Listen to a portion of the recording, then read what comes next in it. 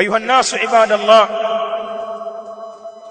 jambo liko wazi kwa waislamu wengi wenye akili timamu, wenye kujua mambo, kwamba dharau imekuwa kubwa kwenye elimu ya dini. Chukua mifano michache. Wewe tizama uwekezaji wa rasilimali watu kwenye hii elimu ya dini, kadhalika uwekezaji wa miundombinu yake. Watu wangapi katika waislamu wamewaandaa vijana wao na watoto wao kwa ajili ya kusoma hii dini ya Allah, ili waje kuisimamia na kuitetea? Watu wangapi katika waislamu wanashiriki katika ujenzi wa miundombinu ya kuwezesha elimu ya dini isomwe kwa urahisi na kwa ufanisi, kama kujenga vituo vya elimu, madaris, kujenga misikiti mikubwa na kuiwekea miundombinu ya kuwalea watu kwenye elimu katika misikiti hiyo. Watu wangapi wanashiriki kwenye khairi hizi? Kila mmoja ni shahidi wa nafsi yake. Hili jambo ni msiba mkubwa kwetu. Watu wengi katika Uislamu tumeruzukiwa watoto wa kike na wa kiume. Kila mmoja ajiulize, ana mtoto gani wa kwake? Usiniambie watoto wa kuwaokota mtaani waliokosa walezi. Kaangalia msikitini pale, kuna kijana na shangaa hana mwelekeo, na pengine alifeli skuli huko, hana akili. Nakwambia mtoto wako au mdogo wako au ndugu yako wa damu ambaye una uchungu naye, mwenye akili safi, maarifa anayo, wangapi wana watu kama hawa kwenye familia zao waliowaandaa kusoma dini? Sisemi uwasomeshe watoto wote waje kuwa wasimamizi na mashekhi wa dini. Kama utaliweza hilo ni kheri. Nazungumzia hata mmoja ambaye umemwandaa kwa ajili hiyo. Nyinyi ni mashahidi wa nafsi zenu. Lau mnamuogopa Allah na mkaacha uongo wa kuziongopea nafsi zenu, hamjawaandaa watoto hao.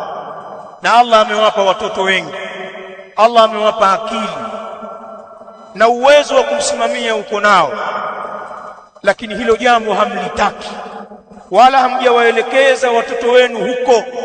Na kama mnawapeleka katika mafunzo ya kidini, ni ile geresha ya utoto tu, wakajue alifu be, wakifika darasa la 4, darasa la 7, form 1, form 2, hatuwaoni tena.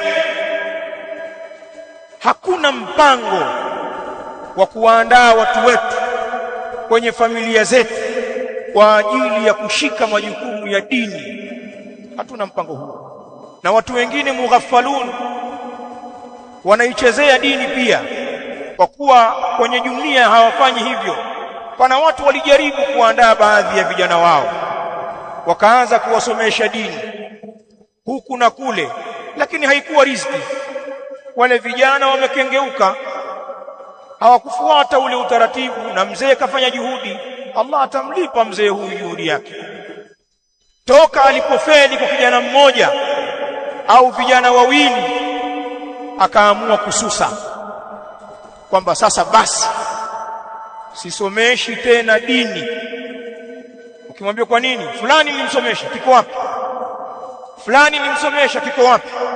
Lakini ukitaka kujua huyu ni mughafali, hajakata tamaa kwa hao anaowasomesha dunia, na anao waliofeli hiyo dunia, wamekengeuka, wako mtaani, hawamsaidii chochote, pengine bado wanamtegemea yeye.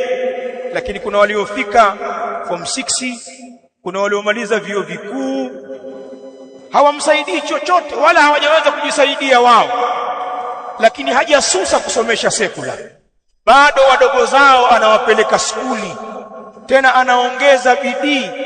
Kama hawa wakubwa aliwasomesha huko zamani shule loko hivi, hizi Senti Kayumba hizi, sasa anampeleka international English medium. Hawa wadogo wanakwenda shule za viwango. Hajakata tamaa, na anajiambia nilifeli kwa wale wakubwa, wacha nipambane na hawa waliobaki. Shukran, juhudi kubwa hiyo. Dini je? mbona toka ulipompoteza mmoja umesusa kabisa? Ndio utajua shaitani anapotuchezea, tumeghafilika. Kwa hivyo hana kijana wake yoyote mwenye kusoma dini kwa ajili ya kuja kuupambania Uislamu.